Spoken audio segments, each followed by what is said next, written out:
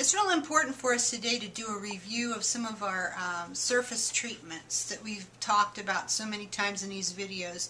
Gilders Paste being one, the Lumiere paints being another, alcohol inks, just plain old acrylic with ice resin or diamond glaze over top of it, or matte spray lacquer. And the reason why it's so important for us to get into these finishes is, number one, you can have a finish that's totally your own and unique to you. You can develop your own little recipe, so to speak, that is yours alone. You don't have to share it if you don't want to, although if you want to share it, I'd love to hear, because it can't have too many recipes. But it could be unique to you. And it could really take your designer look to the next level. Everybody's scratching their heads saying, how did they do that? Also, too, because plating, especially in the gold and silver finishes, is going up, up, up. I'm hoping it's going to top out soon. But did you know that between 2001 and 2011, silver plating went up 900%? Gold plating went up 500%. That's not to even talk about the brass base that so many times you build that on. Brass has gone up 75% in the last 2 years. That's why you see the price increases amongst all the vendors of American-made brass stampings, including myself. Regrettably, well, not regrettably, I did recently a cost analysis of just the silver and gold stuff. And I found out that I was in a hole on a lot of it because I just had not kept up. I've been so busy doing my videos and my projects and my challenges and all that kind of stuff that I hadn't tracked it carefully enough. I was basing it on what I'd paid a couple of years ago. And oh my goodness. So when you come to our website and you look at the Russian gold-plated goods and the silverware silver-plated goods, you are going to see an appreciable difference in price. Why is that? Well, our Russian gold-plated goods are an 18-karat gold base. Gold's volatile. It goes up. It's expensive for me to produce. It always has been, but now more than ever. Silver is the most volatile, being as how it went up 900%. Our silverware is the best, the premier antique silver finish you're going to find. It looks like Grandma's old lustrous silverware that she had on the Sunday dinner table. It is gorgeous. It's heavy. It's thick. It's 99% pure silver in the plating bath. So when you buy a focal from us that's, say, $7.95, and it's our silver plate, which is silverware silver plate, which is a lustrous finish that it hardly even tarnishes, you're getting top of the line. And when you consider that you go to a craft store and you find imported mystery metal cast bases with cheesy looking silver and gold plating on them, not even that interesting, detail, surface detail that's not even definable, and it's $3.95 to $5.95 and up. Our stuff is a stone cold bargain. You want the best for your work. I want the best for mine. So when you come and you see there's been an upcharge on that, please know why, and please know that it's because I am continuing to offer you the best that there is. If we lose interest in this and nobody wants it, then it'll go bye-bye. Because, hey, but everybody says they want these finishes. The Russian gold plate is the closest thing you're going to get to the old Miriam Haskell finish anywhere. But you might say, okay, let's get back to the surface treatment stuff. And I would say, yeah, let's, because the plating is crazy. Let's make our own finish. And we can do that. And that's why you're going to see my raw brass section increase. Because I really think this is a DIY site. We're going to be doing more and more mixed media as time goes on. You need to get into this because it's fun. And it makes you such a designer and such an artist. And it's really the look we're going for. So come on over with me and we're going to review a few basic Gilders Paste techniques and a few questions people have asked me over the last few months that I can answer now in this video. Okay, so we're talking again about some basic tips with Gilders Paste to change up the color of raw brass. This stuff right here, this is raw. There's nothing on this. It's degreased. Now, how do you degrease brass real quick? Hot soapy water, that's all. And then wash it and blow it dry so that you make sure it's completely dry. You don't want to try and put anything on it before it's dry. But this is raw brass. There's no plating, no nothing on this. It's just how it comes out of the stamper. But as I feel across that, it's still a little bit oily because they use machine oil to do that, to keep the stampers, the dies, working. But I think I can probably buff that out. I might not have got it cleaned up enough. But I think it'll still be okay. But you want to get the most of that off that you can. Okay, now here's one option. You can always polish raw brass up to a beautiful glow, and then what I would do is seal it with matte sealer and leave it, or don't seal it. Leave it to oxidize on its own.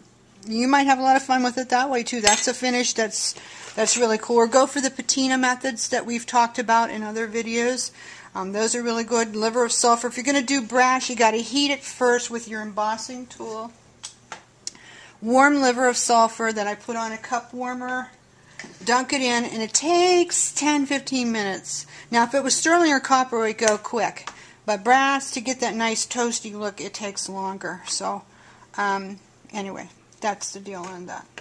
So then you can seal it. Anyway, but if you want to move over this way, I'm showing you some raw brass that I've colorized with Gilders. And really the pieces that are easiest to do are the ones that have a lot of surface texture. Things that are flat, no surface texture are kind of harder. You're going to probably have to use like paint or something to get something on them. You need the dimpling and the up and down and the design. For example, this heart has, I'm going to have to do probably 2-3 coats of Gilders on this heart. This has one so far. But you can see how it's peeking through, and it just needs to be buffed out. And one of the ways that I do that is take a soft sponge brush and just keep kind of burnishing on it until I get excess off. And then after this is perfectly dry, which is probably going to be half an hour, something like that, you know, dry enough anyway, then I might apply another layer. But I'm going to do it with a brush or a sponge, and I'm not going to do it by rubbing because I'll rub this right straight off. So you don't want to do that. And then when you get it to the place where you like it, then you will seal it with matte spray lacquer. I found that's the best way to do it. Okay, but this is a piece that doesn't have a lot of surface texture. I mean, it has some highs and lows, but there's a lot of smoothness in here, and that's why it's a little harder for it to grab. So it works a lot better on something with surface texture or a filigree. Okay? For example, this was a raw brass filigree. In fact, it looked just like this. But what I did is I actually did a little silver over the top of it, let it dry. I did a little verdigris over it, let it dry, and then a little pinotage and brushed it out with this.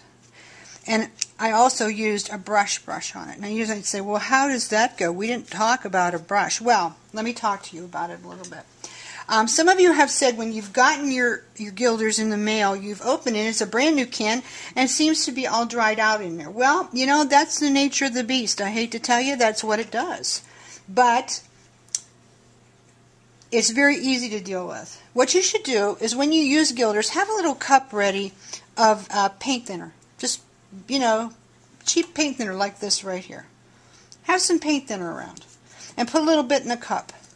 And then just dip. And what you can do, if it's kind of sort of a little bit dry, like say this gold here, just take and dip this in here a little bit. Now I've got different colors in here, so it's going to come out funky. So we're just doing this for, you know, to show you. But just kind of smoosh it in a little bit. Can you see that? Just kind of smoosh it in a little bit. Or you can actually knife it in. The manufacturer says, you know, if it's really dried out, knife it in and reconstitute. That's the thing. You've got your basic formula here. If it's dried out, reconstitute it. You might say, well, I just bought this stuff. I shouldn't have to do that. And I would say that I agree with you. You should not have to do that. But it's the nature of the beast. So if you want to work with Gilders Paste, you have to do it. Period at the end. Okay, so you're going to work with Gilders Paste. You got to have some paint thinner around, okay? Now, you really can't see too much of what's happening here on this because this is brass colored, right? And I'm going over it with gold, so let's get another color going here. Let me see if I can wipe this out. Let's try some silver, Okay, now one way to get it really nice and fluid is to use your paint thinner. Just dip your brush a little bit. And this, you know, you would, this is nasty, so you would want to pour that out and get new. But for time constraints, I can still show you the principle this way. It's good. You see how it's kind of liquefying a little bit? Just go along the side. Don't go over the whole thing. Just use a little bit of it. Okay, now I've got it nice and fluid. Now, look at this. Let's see what's going to happen. And yeah, I can go right over that. Yeah, it's a little wet, but I can go right over that. Look at. See how evenly that's taking? So I can actually take something that is brass and turn it a lovely silver color. Now don't forget, you got to do the back too. Or they're going to know your secret, but something's not right. You colorized it. Which they may know it anyway, but that's okay. You did it your way. Like Frankie. You did it your way. Okay, so I've got that going on silver. Now, I would probably want to do highlights on that because it looks a little matte to me. So, for me to do highlights, this has got to be really good and dry. So, I'm going to put this away and set it aside over here. And then I could come back to that maybe in an hour or so and do highlights. Now, this is a cool thing I want to show you here. This is actually a piece of brass ox. I went right over brass ox plating with this. I used German silver and a tiny bit of pinotage to kind of bring up some highlights. And I might buff that out a little bit more yet. But anyway, just to prove to you, you can see I didn't finish the back all the way out. So you can see where it was brass ox. Brass ox goes, you can go over brass ox real easy. So if you've got some brass ox findings laying around, you don't like them brass ox and you wish they were silver, you can easily turn them a silver color with Gilders Paste. This is a raw brass piece that looked just like this about an hour ago. And you can still see some little bit of gold highlights coming up through this. So I would say on this, probably it would behoove me to do another little bit over it. Now see that? It's flaky because I didn't get that wet enough. So I want to get that wet enough and get it a little bit runny. Okay, can you see what I'm doing here? Let me get a little bit closer.